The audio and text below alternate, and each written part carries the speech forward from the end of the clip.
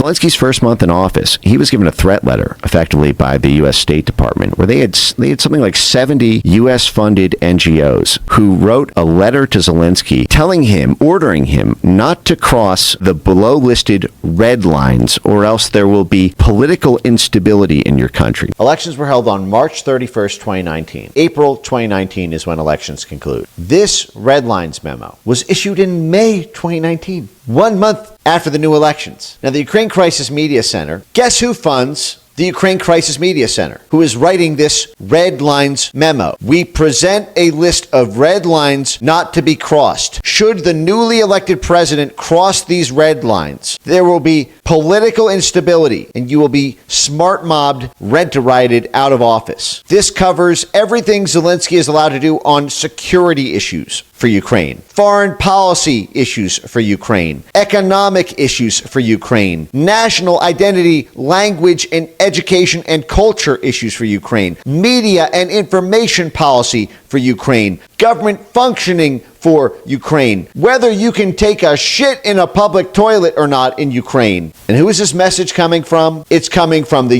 U.S. State Department, the U.S. Embassy, and Usaid, the CIA. And who else? The National Endowment for Democracy, the CIA. Oh, and who else?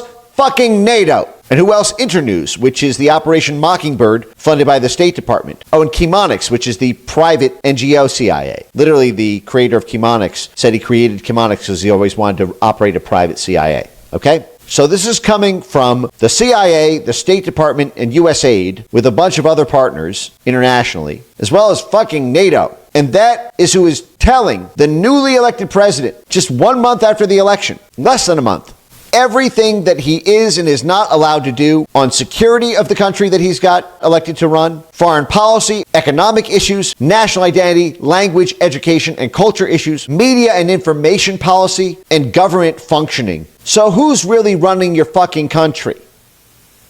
If you're not allowed to cross these red lines, lest political instability is unleashed on you by the U.S. State Department, the funding arm of the CIA, and NATO. We, the underside, members of civil society organizations, know your fucking CIA cutouts. These are the democratic institutions funded by the U.S. government, funded by NATO, funded by the State Department, funded by USAID, but you don't want your fingerprints on it. You don't want the State Department's fingers on the gun. You don't want the U.S. Embassy's fingers on the gun. You don't want USAID's fingers on the gun. You don't want NATO's fingers on the gun, because that would put the motherfucking lie to the concept of democracy.